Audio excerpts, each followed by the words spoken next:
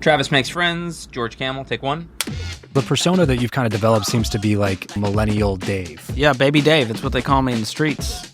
We are in record credit card debt, over 1.2 trillion now, record auto loan debt, record student loan debt. I cannot be convinced that debt is a good thing and that it can be used to leverage when they're the same people complaining they can't get ahead. It's a controversial message telling people that debt-free is the way to be. And if they want to go leverage debt up to their eyeballs, they can go do that. Yeah. We'll be here to help them when it all comes crashing down. What's going on, everybody? Welcome back to another episode of the Travis Makes Friends podcast. Today, I am making friends with George Kamel. George, what's up, dude? Welcome to the show. Hey, honored to be here, and I hope I make a friend today. You know, I could use a win. I was going to say I'm honored to be here because this is technically your studio. Yes, you look better in it than I do, which is a little upsetting. People are going to think this is some bizarro AI George we've created with perfect eyesight, I imagine. Yeah, it's actually a little bit better than perfect, so. Dang, he's good. No, but thanks for doing this, dude. I've been enjoying my time. Your guys' team has been taking care of me almost like I'm a member of the team, so thank you. We love to hear that. Hospitality is it's one of our core values here. Yeah, even got picked up from my hotel this morning just because of the snow outside. Wow. I called an Uber to get here. I was like, I'll be on top of it. You know, I know it's going to be slower because there's snow on the ground and you guys don't get snow a lot. So I called an Uber like an hour early. Lyft and Uber. Neither one of them found any drivers. My phone was just sitting there for like 15 minutes. So I texted Kurt and was like, hey, man, I don't know how to get there, but this doesn't seem like it's going to work. And he was like, I'll swing by and pick you up. So what a guy. First class service, man. He's never offered that to me. I just want to make that clear. No, it's an honor to have you. It's the vision. Glad you survived our snowpocalypse. All it takes is 1 inch, and it's over for us. Yep. Where are you from originally? Originally from Boston. Okay, so you're used to the snow. Yeah, I got out because I was sick of it, and then I realized, I can't escape it. Yeah, just following you. Unless I go to Vegas, but... That's right. Yeah, it's been very rare. Yeah, we've been there for 7-8 years now, and we've probably gotten snow 3 times. You can see it on some mountaintops. Yeah, that's the nice thing about Vegas, man. I like, and I'm from SoCal originally, so I like having it be sunny where I live, but within 30 minutes I can go see the snow.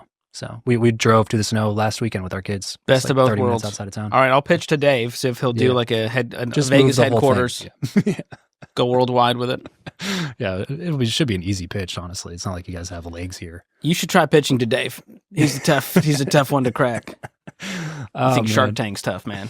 So let's go back to Boston, dude. 10-year-old, 11-year-old George Kamel. What was it like? Oh my goodness. I was just like I was living in the suburbs of Boston with an immigrant family. So my dad is from Egypt, mom is from Syria, and I grew up in this weird like Irish Italian Catholic bubble outside of Boston, but then still had my mix. Like Arabic community. Yeah. I went to an Arabic Evangelical Baptist church. Evangelical Baptist Church. Yeah. 4 things I did not know you could even smash together. Put together, a single identity. Exactly. It was very much like Baptist, but with more y'all and less yalla, you know, more baklava, less biscuits. But we had a good time. And I grew up, they assimilated to the American money culture very quickly. Okay. And so it was, okay, let's get the credit cards, let's build the score, let's get the house. And they weren't out of control. We grew up, just squarely middle class and we never struggled, but there was never this talk about building wealth. There was never this talk about what are we doing with our money instead of just spending it and trying to get a deal. So I got really good at frugality. For the American dream.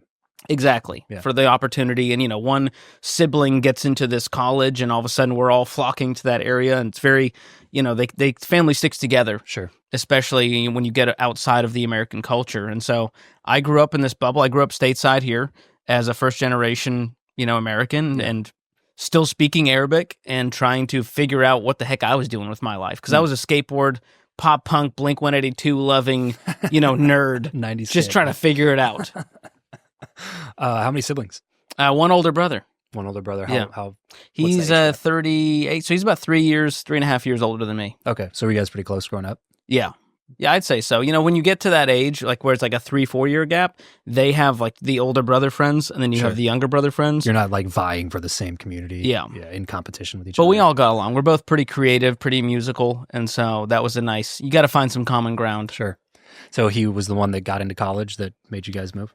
Well, my parents' family. So like my mom, my aunts and uncles and all those, That's kind of what got them to Texas. They met at an Arabic Baptist church in Texas. Yes, there's more than one. That's wild. This small little church. My parents met there, got married, had my brother in Texas, moved to Boston, and then had me. How big of a congregation does an Arabic Baptist church in Texas have? I mean, they could go 30 deep, maybe 40 on a good Sunday. And then the church I grew up in Boston was more like a 200, 250. That's so crazy. Is it literally just because there's people that are of that religion that don't speak English, like they can't go to another church, or is it just they crave that Arabic culture, do you think? Well, I think there's about 5% of the Middle East that's Christian, and so it is largely Muslim. And so that Christian population, they tend to either go Orthodox or they go, evangelical Protestant Baptist. Yeah. And so there's a subset of those people, and they kind of flock to the communities where they know there's other Arabic Baptists. And in this little area outside of Boston, that we built this church, and they had a guy come from Egypt to be the pastor, and it just was this weird recruited an Egyptian missionary to pretty come much to America to preach. That's so crazy. His name was Pastor Khalid Ghubriel. Okay, that's how you know I speak. If you can get the just a lot of like you're hawking up. Phlegm. Exactly. Yeah. And so in the Arabic culture, it was kind of this faux pas to talk about money. Like I never heard people talk about money growing up unless it was the deal they got. We love bragging about the deal. Sure. Like my dad's favorite game growing up was guess how much I paid for this. And you never, like, I don't know, man, $1. He's like, I got that for free. They paid me to take it. I'm like, oh, okay. Good one, Dad. $1. It's the best. $1, that's a ripoff. Yeah. So I grew up just thinking like if you could just be frugal. Like they turned Walmart into the bazaar. Oh, yes. Yeah. Right. We love it. It's like, well, sir, we can't negotiate prices. This is Walmart. It's a legitimate sport for them. I'm not athletic, but let me tell you, frugality is a sport. But wealth building was not part of the conversation. No, it was just all about saving money. And I think they had retirement. I don't know. What did they do? My dad was a civil engineer for a public works department, and my mom was a company accountant. Okay. Either one of them kind of traditionally educated? I believe they both had degrees. My dad did get a master's in, engineering eventually. But they both had their education. And as a kid, you're just like, I don't even know what my parents do. What is he doing? Is he just looking at bridges? Like, is my mom just in front of just crunching numbers? Like, I know he leaves the house and then he comes home. Exactly. Yeah. And so as a kid, you don't, when you're in your teens, you don't really care. Right. As long as there's food on the table. That's exactly right. As long as I can get some more basketball shoes. Yeah. And so luckily, like my parents had, very loving marriage, still together after decades and decades. And so I never saw money fights, but you could kind of see a little bit of money stress when it came to like, hey, we want to get this thing. Can we buy this thing? Or you'd overhear them on the phone talking with the credit card company to try to get out of a fee they're trying to charge it, just playing the game of like, well, if I can rotate this and get these rewards, I can get a credit here. And so, my dad he is true frugal Egyptian. And so he did well just trying to play the game. But growing up, I was like, is there a way out of this? Do I have to play this whole game of like getting my credit score, balancing the 16 cards with rotating cash back? Yeah. And so luckily I found Ramsey when I got out of college. And that's kind of what started to turn me and go, oh, there's a whole different approach to money that I've never even heard about. What were you going to college for? I went to college for communication at University of Mobile in Alabama. But originally, I was going to go to a school called Emerson in Boston, which is a big film and media school. Because growing up skateboarding, I realized I don't want to die, but I can get a camera and film my friends attempting their own death, jumping down stairs and railings. Sure. So I really grew to love film, loved cameras, loved, my film class in high school. So I thought, I'm going to be a director. Okay. So I applied for my dream school, which was Emerson, got in. And then they go, hey, we have no financial aid. You're too late to apply for any type of aid. It's going to be $200,000 over the next 4 years. And I'm like, I'm not that good at film. I'm not $200,000. Go negotiate, bro. Exactly. There's no negotiating there. And so I realized, like, all right, this ain't it. I don't want. Even at a young age, I knew that putting myself into that much debt was something that I might never crawl out of. Yeah. And so I avoided that. Went to a state school, UMass Boston, for a year. They didn't have media. They didn't have film. They had English. And then I realized, I don't want to read books. Like, I like words. I like communicating. I don't love reading, which is most English class. You're just, like, analyzing text. Well, and you get the really, really cool things to read, too. Oh, yeah. I mean, Beowulf, man. It's a hot read. So after a year of that, I dropped out. I was like, this is not for me. I'll figure it out. And so I was working at the Apple store, as a hipster does, out of, Yeah. And so I could definitely picture you I am as an the Apple like if you genius? just did AI like Apple Store employee, I think I would just pop up ready to help. Right. Are you looking for a 15-inch or a 13-inch today? So I was working at the Apple Store and started a band with one of my coworkers there who became my best friend, and I was in an indie folk rock band. Oh, really? For that time while working at the Apple Store. What'd you play? Mostly guitar, singing, songwriting, a little bit of banjo, a little bit of ukulele, a little bit of mandolin. So mostly everything. Just those kind of those string instruments. Strings, yeah, and leaning into the folk world. That was kind of my jam. And so we did that. We did some albums, and I thought, this is it. I'm going to work at the Apple Store. I'm going to be in this band forever. Then I got fired from the Apple Store, and I quit the band to move south and finish school. I had an existential crisis. How old were you at this point? I was 18, 19. Okay. And so by 20, I was in Mobile with a new chapter of life going, this ain't it. Were you already aware of how much you didn't know at that point? Or were you still in like young people, I know everything mode? Oh man, I think I was a little aloof. I just think I was a creative guy who was like, I'll figure it out. I don't remember being stressed out. Okay. I just remember saying like, all right, this is a new fun adventure. Let's go try this. Yeah. You know, you don't realize adulthood yet. You don't have bills to pay. Yeah, you know, I was living at home while commuting to college and to work and all that. And so I didn't really experience adulthood until really after graduation, when you're renting on your own, you got bills to pay, you're paying your own insurance, Right. you're off mom and dad's, you know, auto policy. Sure. That's when you go, this is real life. How was college for you? I thought it was a good time. I think being the new guy in Mobile, Alabama, moving from Boston, you have this inherent, like, I'm not one of these people. I was the only one wearing skinny jeans. And I think to this day, I'm the only one who's still wearing skinny jeans. Yeah. I've been holding You it stuck down. with the trend. Yeah. So I think that was kind of a fun adventure of just being like, let me just kind of. Just like most people that go there are from Mobile or from Alabama. Yes, in some way. a lot of It's basically all the Southerners. small towns of Alabama that go to the big city of Mobile for college. Yes. Yeah. I didn't know a single person who was from Boston. Yeah. At that, it was a small private Christian school, and I thought this will be a nice change of pace. How did it pop up on your radar? My buddy, who was from Boston, he was a mentor of mine, and he moved to Alabama for his parents' work. He met a nice gal there. They got married. I missed the wedding, and he said, hey, come visit us. When I visited, I fell in love with the South. It was like a secret that they don't tell the North. You know, they want it to feel like, oh, this is you'll hate it here. It's just Walmarts for miles. Yeah. But it was such an amazing experience. The warm weather, the nice people, the great food, The sweet tea. built-in community, the sweet tea, goodness, the sweet, and Diet Dr. Pepper. I did not know about it. Oh, really? And I don't think they even sell it in Boston, but it's really a luxury in the South, Yeah. a delicacy, if you will. Yeah. So I had a good time. Sipping it from a wine I was glass. just Diet exactly. Dr. Pepper tastings. Nosing it there. So I think that was just kind of, I was still a knucklehead, 20-something, young 20s, just going, I'll figure it out. And all the while, I started at this point to collect some debt. Because I went into debt to fund the operation of going to this private school, Okay. which was still cheap compared to the North. So in Sure. my head, I'm like, I'm It getting wasn't a deal. $200,000, but yeah, that price point was anchored very, very high up here. This So, guy like, knows price anchoring. Yeah, all of a sudden, it's like, 40 G's isn't too bad. Might as well go for the large size. It's only 50 cents more. So that ended me $36,000 in student loan debt once I graduated with my communication degree, and I was about $4,000 in credit card debt. Trying to game the system, trying to get my Amex Sky Mile points to fly home to Boston, Right. using my Discover cash back to get rotating rewards on restaurants and entertainment, Because thinking that's like, what you do. this is what you do. Like Right. I'm an adult now. I'm mastering this game right now. Yeah. But I really was just a broke 20-something hoping to get his first big boy job. Yeah. Did you?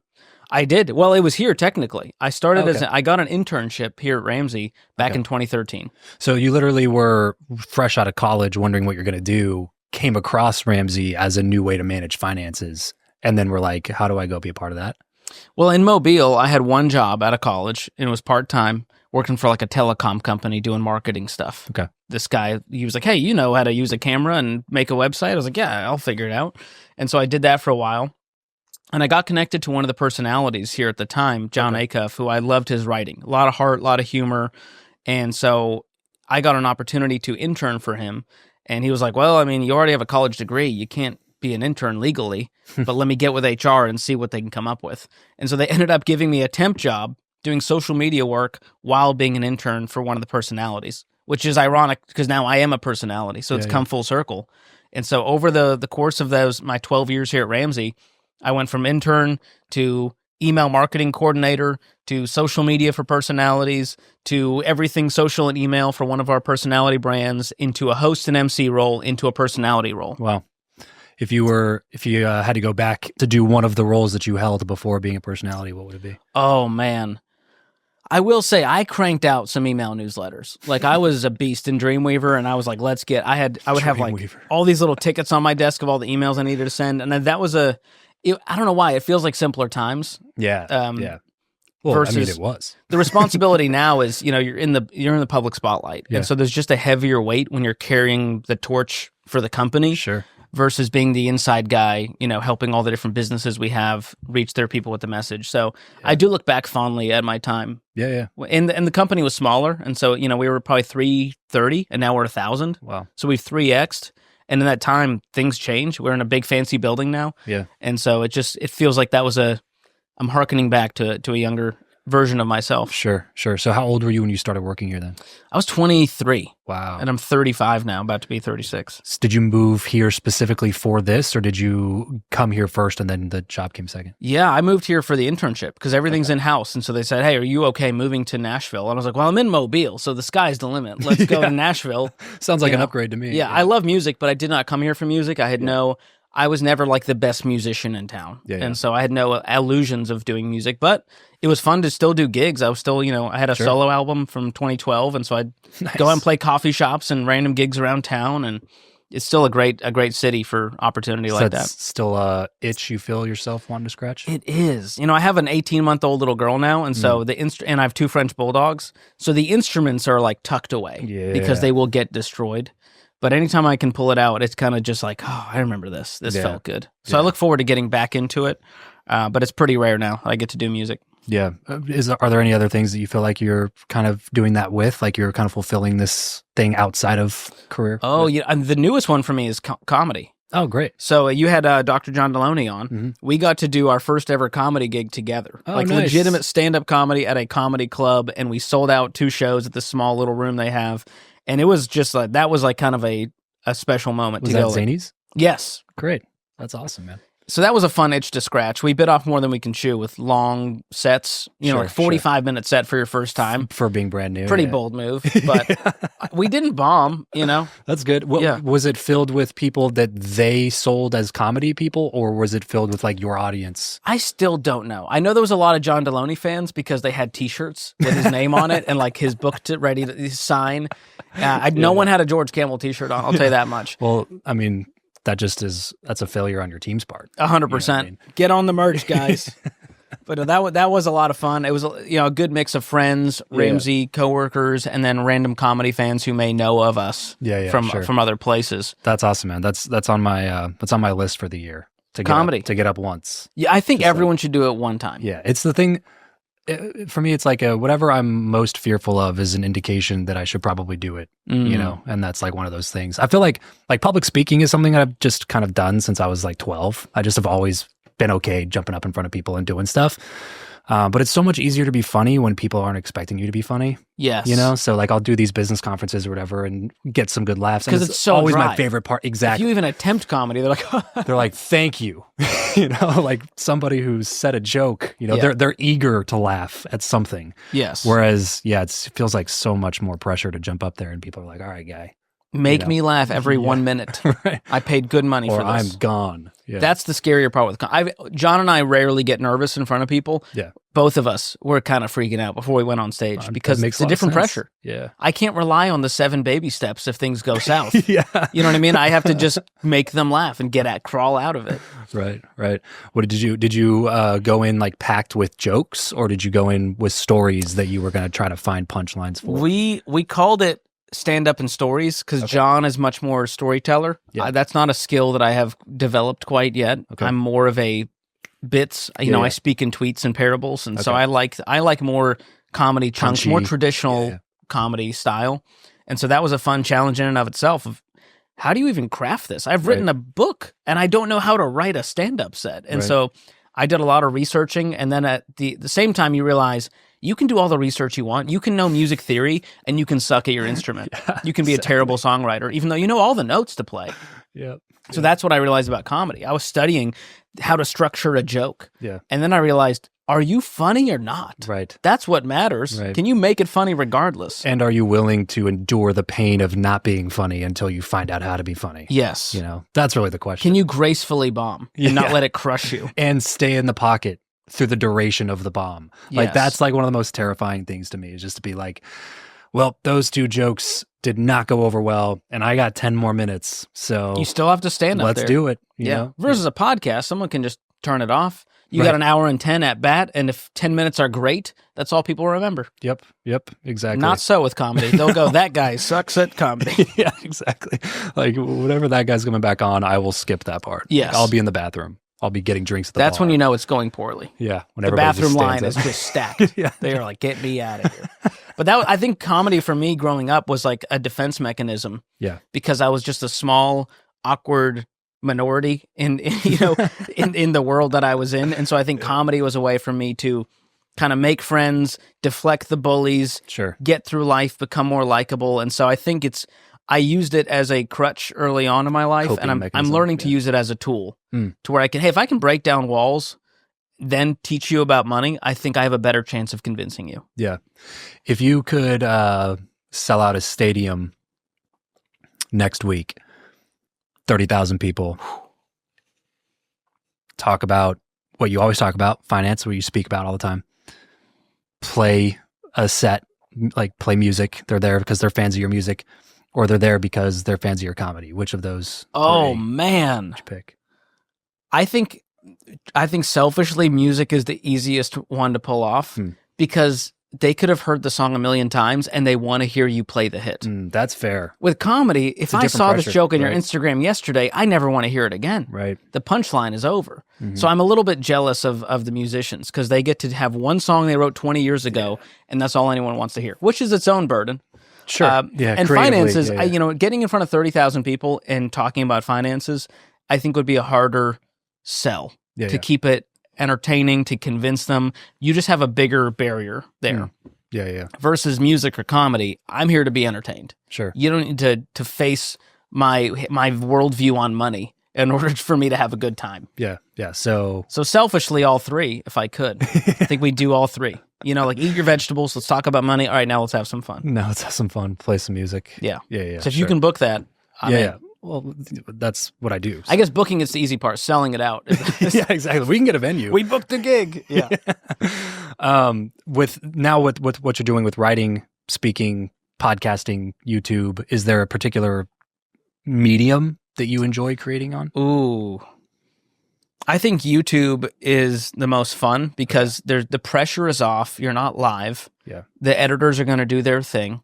And there's moments of kind of improv within it where, we have the script that we worked on to accomplish this, whatever the content is, the message. But then within that, there's some breathing room to have fun with it, to kind of explore the boundaries of the episode of like, what is on the line of, Sure. ooh, can we even say that? Or, ooh, that was really funny. What can we go so far to where it's not funny anymore and then find that line? So that's a fun thing for me to do that keeps it interesting every day. And I get comments every day of, stop trying to be funny. It's so cringe. I'm like, if I can't attempt humor, then like there's no point in Then doing why am I any of even this. here? Because I want to make money funny. I want to make it entertaining Sure. as a way to make it more, palatable. Palatable for sure. And a You lot of have people to. just want stuffy, give me the information. I'm like, why are you on YouTube? This is the worst place for just straight information. Well, Go read an also, AP article. There's literally 100 CPAs who have shows with 100 subscribers that you could listen to right now. Yes. That will just give you dry numbers if that's They're what you want. smarter than I am. They're more accurate, and they have zero humor. If you want that, it is out there. Correct. So the way I see it is I'm going to create the audience that I want. So over time, the ones that hate any attempted humor, I hope they leave, and I hope they find something that works for them. And the people that want money with a tinge of entertainment, they're going to eventually find me. Yeah. And I'm okay with that. I'm not for everyone. Well, the persona that you've kind of developed seems to be like the millennial Dave, right? Yes. Would that be accurate to say? Yeah, Baby Dave. It's what they call me in the streets. Baby Dave. I sort of accidentally became the test tube baby for Ramsey because That's I a good merch followed idea, it. by the way. Baby Dave with my face. I don't think Dave would approve of that. He's like, don't use my name in there. Don't do that. But yeah, I was the test tube baby for Ramsey because my story is I was 40 grand in debt, negative net worth when I started here. Decided to follow the steps, follow the plan, went through Financial Peace University, paid off my consumer debt within 18 months, met my wife here, who was working at Ramsey. She was debt-free, much smarter than me, better looking. So we got married, started off our marriage debt-free. We ended up paying off our first home together within a little over 2 years. Wow. And then we became what we call baby steps millionaires, folks who have $1 million net worth or more by following our plan. And that was by our early 30s. And so I was like, oh, I'm an average George. Like, if I can do it, anyone can do this. And so that's why I wrote this book, to go like, hey, I know you're cynical. Yeah. Toward the world, toward adulthood, toward the economy, the housing market, the boomers, the politicians. There's so many fingers to point. Yeah. But you're not going to grow until you just hold up a mirror and go, all right, that's the guy I need to be pointing the finger at. He's the only one to control. I can't control anything else. Yeah. And so writing this book was cathartic for me to go, here's everything that I have felt. Here's everything I've been hearing. And this is the modern version of Total Money Makeover with the millennial spin, millennial angle, the humor, the research, the stats. Because, the world has changed in the last 20 years since Dave wrote the Total Money Makeover. Crypto didn't exist. Right. There's trends and social media and the internet that has just made it easier to get information and easier to fall for traps. Yeah. Yeah. What are some of the biggest traps that you've seen? Oh, my goodness. Well, across the board, I think debt has been praised as this tool of the wealthy. And the everyday Joe is out there going, well, I saw a video where they said I need to leverage as much debt as possible. That's what the wealthy do. And here we are, trillions in consumer debt. Yeah. Everyone is broke up to their eyeballs. There's no amount of salary that can appease them because they just go, I need more money. What if it wasn't more money that the problem? It's less debt. Yeah. Because once I realized you free up those payments, it's a different ballgame. And so car loans are one of the biggest ones because cars have gotten real expensive. No kidding. And we all still went, like, I need a new nowhere. car. Yeah. It used to be like you could get a new car for like 16 grand, Yes. 17 grand. Like, and when I say used to be, like, it's when I was getting a first car. Yeah. Like, this was like 8 years ago. It's like 10 years ago, different era for cars. Right. It's wild. And so now it's just, well, cars have doubled in value and people just go, well, I need a new car. I'm going to justify it and I can afford the payment. Every call we get on the Ramsey show where someone's struggling is because they made a decision when things were going well, things on paper look good, and then life happened. They lost a job. A spouse wanted to stay home. And so their income that was floating there, that was keeping their life afloat, this house of cards they built, was gone. They were exposed. Dave always, I think it's a Warren Buffett quote, when the tide goes out, you can see who was skinny dipping. And that's what's been happening across the board. And so while debt might seem like a good shortcut to get you to where you want to go, it's a terrible way to get you to true long-term wealth. Well, it's so normalized too. The last car that I bought was a Camry that I still drive to this day. It will outlast you. 160,000 miles on it. That's amazing. My truck has 250,000 miles on it. It's a Tundra. The Camry, I remember going in to sign the final paperwork, and you sit in the finance office, and they're trying to sell you everything they could possibly sell you. The paint protection package. Yeah, because this is really where they make their money. They're not making money on the car. They make money on everything they sell you after you buy the car. And on the financing. I do the financing, and I got a good deal on the financing, but then he immediately goes into trying to sell me some sort of like additional protection or insurance on the car, because it was a used car. And I was basically just like, no, I don't want that. It's like, first of all, I wouldn't be buying a $20,000 Camry if I thought it was going to break down next week. You know what I mean? Like, this isn't a BMW. You know what I mean? It's like the whole reason that you sold me a Toyota is so because it doesn't break. So like you can't go back on what you just said and then say it could break, although it's not going to break, but it probably could. Yeah, the scare tactics come out when it comes time to upsell you. This dude starts shaming me, bro, like in the middle of this thing to get the protection plan. Oh my God. And he was like, but it's just an extra $45 a month or whatever. And I was like, no, but $45 a month over the course of I was like, did the math. I was like, it's actually like $3,500. It's like, I don't want it. And I don't need it. Tell them you can do math. That's going to ruin their whole plan. Exactly. Right. It was like, it spoke to how often he gets away with it is the thing. Cause like most people go in there and sit and listen to him like he's the expert. And this dude was a total douche anyway. At the end of the day, basically what happened was, crazy story. I had actually bought a truck before that. 2 days driving it, the front tire fell off when I was driving it. Like, luckily I was in a parking lot. I heard something really weird. So I was like, let me turn in this parking space. I go to turn this parking space. The whole front tire just the Oh my truck gosh. dug into the asphalt and the tire ran, like just rolled into a car. I was like, what just happened? I bought it 2 days before from a Lexus dealer. And I was just like, okay, you guys got to take this back. And they were like, oh, don't worry, we'll run it through our inspection. I was like, do you mean the inspection that you ran it through before I bought it? Yeah. That led to the tire falling off? I was like, I don't know if I trust Are they that also the ones inspection. inspecting the Boeing planes? Same Yeah, people? exactly. You gotta assume. Exactly. Oh my gosh. So I had gotten my credit checked for that, which obviously, as you know, every time you get your credit checked, it dings your credit. So I go in to get the Camry, and then the guy that was doing the financing, they couldn't complete the deal for whatever reason when I was there. And so I came back in like 2 days later to finish up the paperwork. So they ran my credit to do the final paperwork. Well, that guy was mad that I didn't go back to him because apparently some sort of commission structure, he wasn't going to get the commission. So he calls me like 3 days later and was like, hey, we got to like run it through this other thing. And I was like, no, you don't. And I was like, I know. He tried to tell me that he didn't make any commission. He was like, he's a finance manager at a car dealership.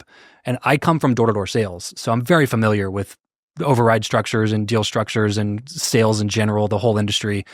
And on the phone, I was basically just railing into him because my credit was checked in like a 2-week period. It was checked almost 20 times. What? Because of course they don't just run it through one finance person. They run it through 5 of them because they want to find out what's the best deal to get the best margin to increase their commission. What makes them the most money, not what helps you the most. Correct. Yeah. Each individual time they ran it, it would be ran 5 or 6 times. So for the truck, they ran it, and then for the car, they ran it the first time, and the car, they ran it the second time.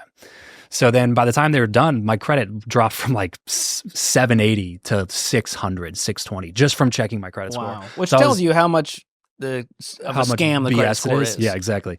So I was super upset with this guy anyway. And then he's on the phone trying to convince me. I was like, I know the only reason you did it is because you're trying to make the commission, but you weren't in there when I was going to go in. I'm not going to mess up my whole week's calendar to make sure you get. He's like, I don't make commission. I was like, come on, dude. Who are you talking to? This is ridiculous. They're only worsening the stereotype. Exactly. It was like the worst car buying experience in my life. I don't even know how I got on that tangent, but I felt like I had to get that off my great. chest, Yeah, no, the beauty of paying cash for cars is number one, they're always so shocked. They're like, wait, what? Right. To where the last car I bought was my wife's SUV, and the lady from the finance office calls me, and she's like, hey, I'm pretty concerned. I was like, what's going on? She's like, well, I see that you're paying cash. You know it's much smarter to finance this. And I went... By the end, I said, lady, just Google me. Yeah, Google my name, Just Google please. me because I'm not having this conversation today. I don't want to blow up on you. Just Google me, and I politely ended the conversation saying, I'm paying cash. I don't want any of your upsells. Right. Here's what I'm paying. Yeah. I'm paying the car price plus the tax. Exactly. Nothing more. Which is the reason that car dealerships will be a thing of the past in the next decade or two, I think. Yeah. I just don't think they're going to be around anymore. Well, Gen Z's not putting up with this. Millennials, we were like, fine, we'll deal with it. Right. Well, because we thought we had to. Yeah. It was just like handed to us. So we're just like, this is what you do. You Gen go Z in, you cannot haggle, handle conflict. They're like, I'm not walking in there to have to talk to a person. Like, can we do this over text? Yeah. And so I think the next generation is going to have a very different experience, but they're also going to fall for their own traps. Sure. Because they're not reading the fine print. Yeah. They're just going like, well, I think I got a deal, so that's all that matters, is how I feel when I left the dealership with my shiny new car. And so I just got in a fight about this on Twitter yesterday, or X, sorry. Yeah. But people want to argue about why new cars are so much smarter to buy than used cars. And I'm like, just say you want to justify having a fancier car. Yeah. Well, and that's fine. Just say it. Like you just said. say it out loud. Yeah, you don't have to try to logic your way into Here's this. what he said. Well, actually, used cars are almost as expensive as new cars, so it makes more sense to just go ahead and buy the new car. And but where he went wrong, he mentioned a specific car. He said the Honda Pilot. No. Let's play ball. Yeah, right. I Googled You 2025 brought this Honda up. Pilot, Yeah. 45K MSRP. Let's look at a used Honda Pilot. 2022, 2021, they're going for 26, 27 grand. Yeah. The 2019 model, 6 years old, going for 15 grand. Yeah. Where did you get that Literally. used cars are almost as expensive as new cars? Someone already paid all the depreciation on that, and now I get the benefit of buying it used. And he went, well, yeah, those have 50,000 miles on them, so there's tons of wear and tear. I was like, dude, you need to get out more. Are you serious? Like a Honda at 50 grand, you're just getting started, baby. What's wild to me is that they didn't just quickly fact check themselves before they hit the post button. No. And X even gives you like are you sure you want to post? You know what I mean? Yeah. Like, they're like, here's a minute I wish I didn't fall period, because I'm the idiot who jumped into the mire and muck with him. Right. I realize I've never changed someone's mind in the comment section. It's never worked. I want it to. You know what? I just started being not a bully, but I just kind of completely derail the conversation. Because I used to like take them point by point, like you would in a normal discussion with a person. Yep. Which would probably go really well if you're in person. But online, all the rules of having a regular conversation go out the window. So yeah. anymore, man, it's just whenever somebody posts something and they'll post like 2 or 3 points, like, I got this guy. I just go completely off the wall and say something that has nothing to do with any of the other stuff that they said. Just throw them off. It drives them crazy, and it's my favorite thing. Yeah. It's just I used to enjoy the sport of it, but Yeah. now I'm realizing like it's like the NFL. Hey, I had my time. My 4 years, it was great, but like I got to retire. I got to move on to coaching or something, It takes up too much mental space. Yeah. Like too many calories are spent arguing online. They could be used for other things. We'll realize it's really for you. It's for you to feel better. Yeah. To like, it's cathartic. And so I've started to just ignore it or write it and then just delete it. Yeah. It's like, you got your piece out, but without the drama. Right. Because it usually ends up with one of us blocking each other, Right. which, there's no point in It's that. inevitable. I got too many people to help. That's now how I think about it. Sure. Why argue with a guy who I'm never going to help versus the person right next to him who's going, hey, I really need help getting out of debt. I'm willing to listen. Or like that, what this guy said is what my parents told me, but I'm figuring out that may not be true. And then they have a question to ask. It's like, okay, well, you're actually somebody who is worth engaging with. Yeah. Again, like when you realize you're not for everyone, it frees you up. Yeah. And I think Dave realized that early on. It's a controversial message telling people that debt-free is the way to be. And if they want to go leverage their, debt up to their eyeballs, they can go do that. Yeah. We'll be here to help them when it all comes crashing down.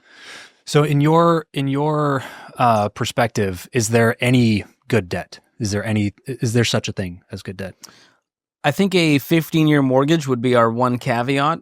And it's because, number one, homes go up in value over time, and you're paying the least amount of interest, at least in America. I know, like Canada, there's a lot of different rules. The interest changes every 5 years and all this stuff. But with, Americans have largely just learned that the 30-year is the way to go. And it's not a sin. There's nothing wrong with it. But a 15-year guarantees that you'll pay that thing off in 15 years or less.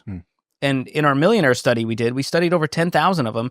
We found the average millionaire pays off their home in 10.2 years.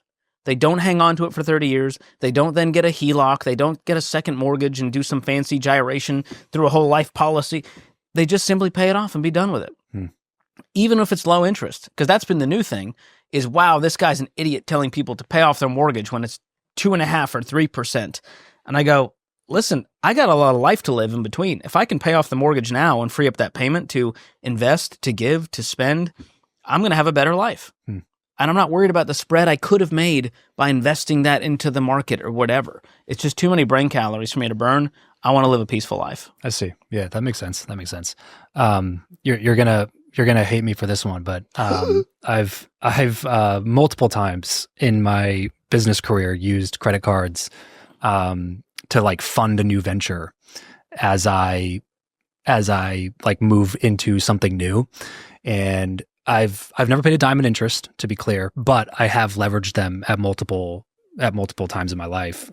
Here's the problem though. Everyone watching goes, I'm like Travis. Yeah. I'm going to do exactly what he did. I was going to say that. And then their business fails. That's always they the still have the caveat. debt to pay.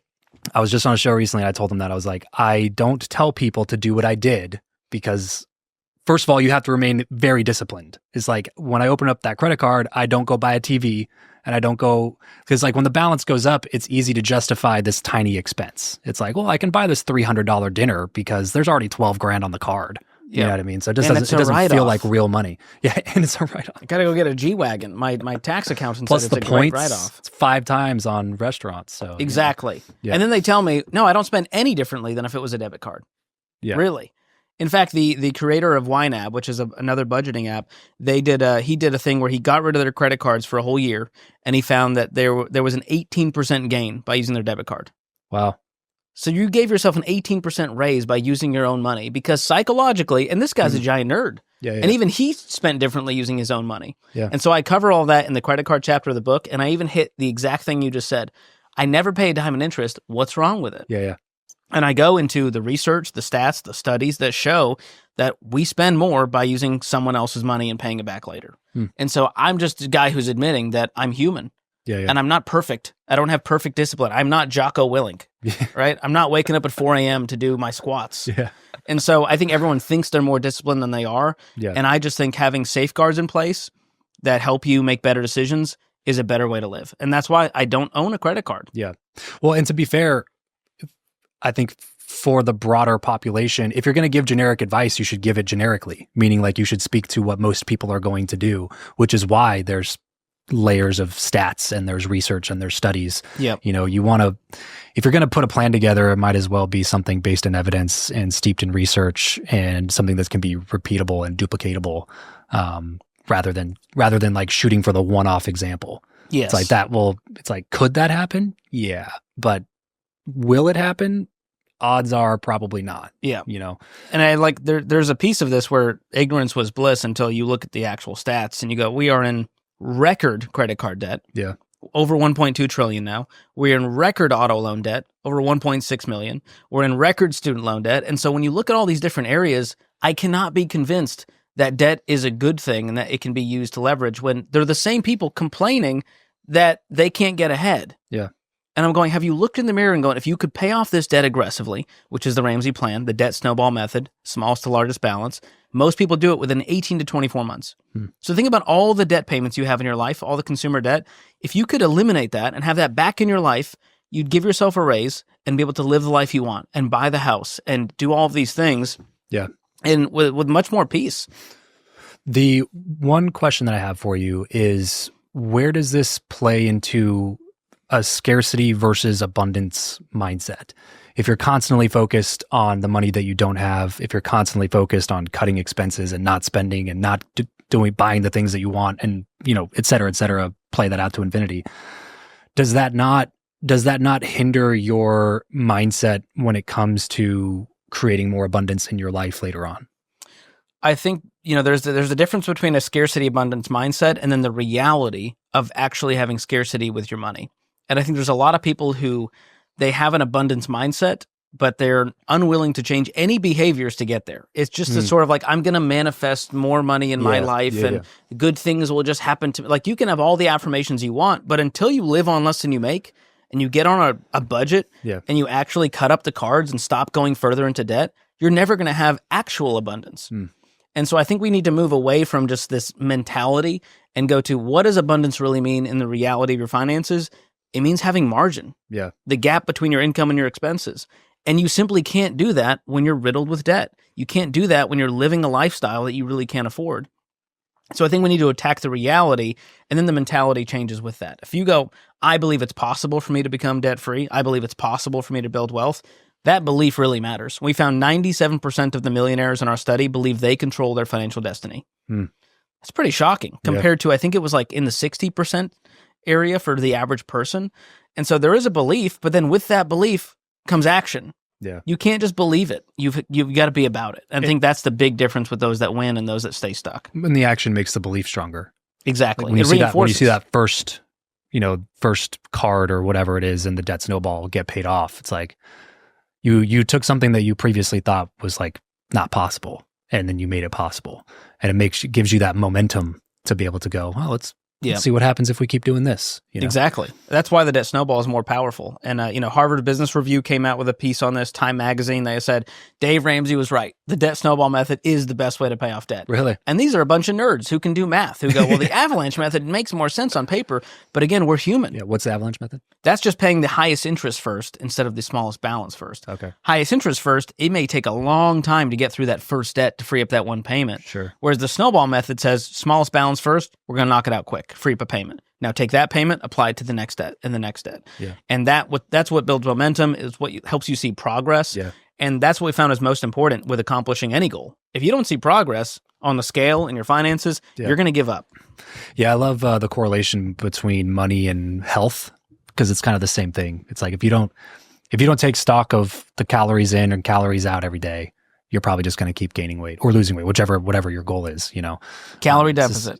Right. It's that we can count macros all day long, but calorie deficit is the simplest way. And that's bottom line is, if you consume more than you expend, you will gain weight. And that is America, both with health and with finances. Right. We love consuming. Right. And it's hard when you take it away from the toddler, they're going to yell and scream. Yep. And that's why our show is is what it is. For 30-something years, Dave has been saying, sell the truck, amputate the Tahoe, do whatever it takes to get your family to a better place financially. Yeah. And people go, oh, that's not for me. He's so judgy. Sounds a little extreme. He's judgy. Yeah. I'm like, this is it. This is the only path out. Or you could borrow your way out of this and stay in debt for the rest of your life, right, and have the same amount of stress, if not more. So I'm big on my other show, Travis Makes Money. We talk about the delta. And the goal is basically with that show. So I come from the world that I came from. I followed a lot of like the Cardone type, again, very much in favor of debt, and then started kind of re-engaging with the Ramsey world of like eliminate all debt. And then I've kind of like ended up somewhere in the middle of that, which is where like I still use credit cards, but I like to think that I do it in a different way.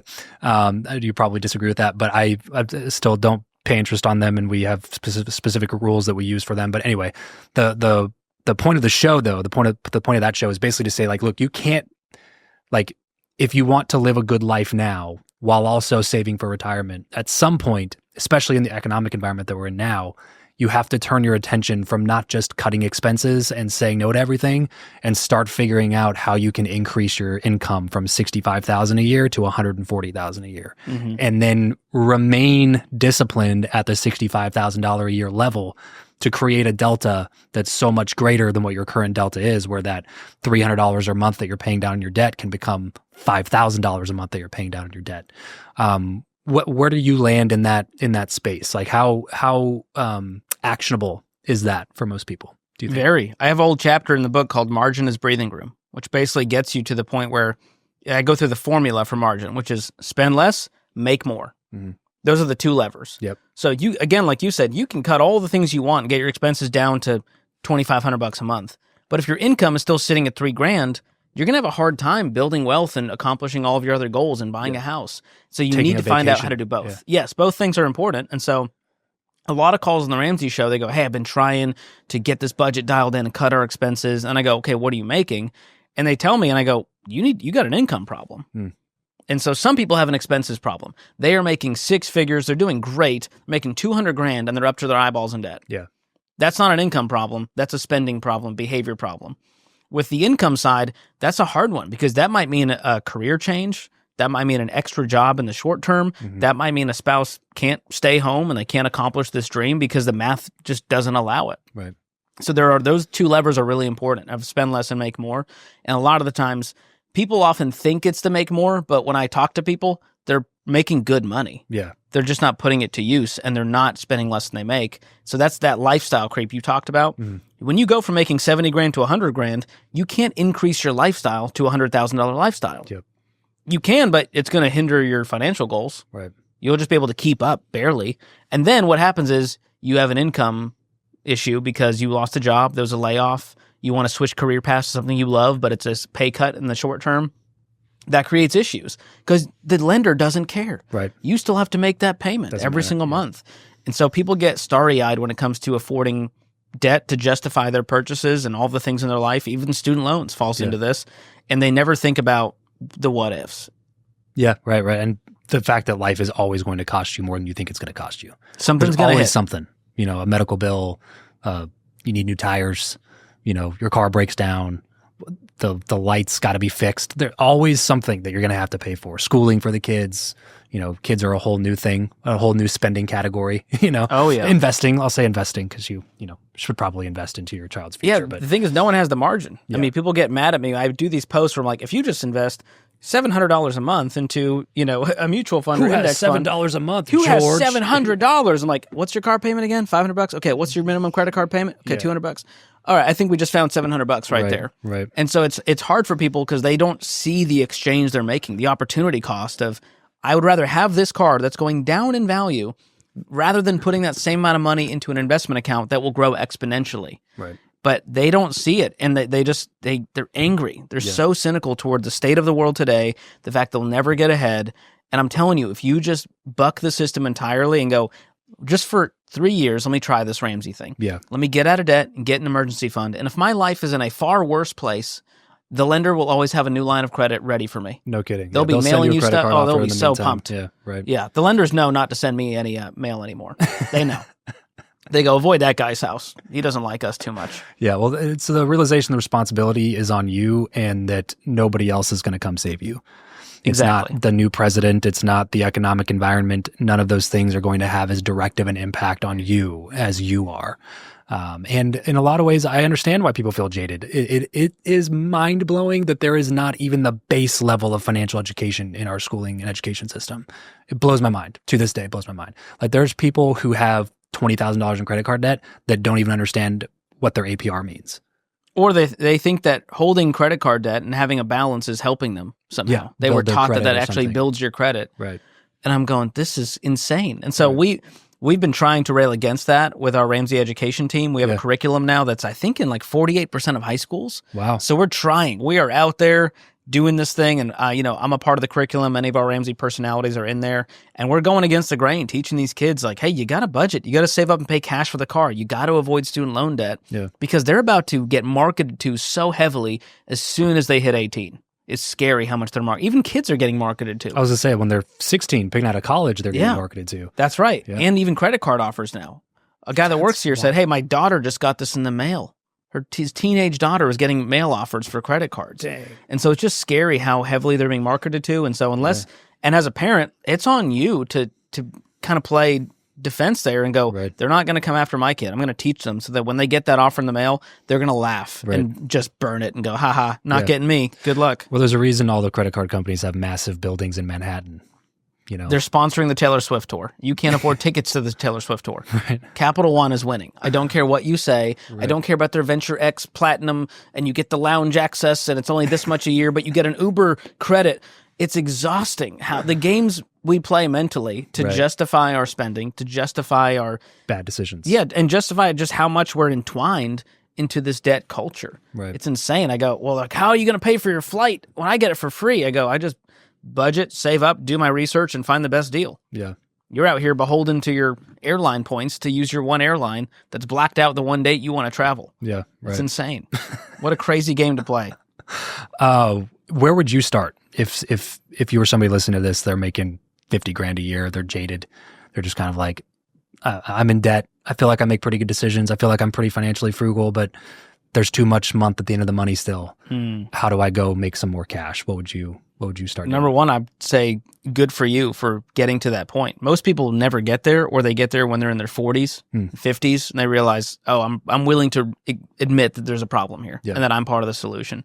And so that's really why I wrote the book. I would say a good starting point, not a pitch. You can get the book from your local library, not a pitch to go buy it, but if you want to go check it out, this is me leaving it all on the dance floor to convince that person that there is hope for them. The last chapter, it's all about hope versus cynicism and how it's not a hokey thing. You wake up and I don't do positive affirmations every morning.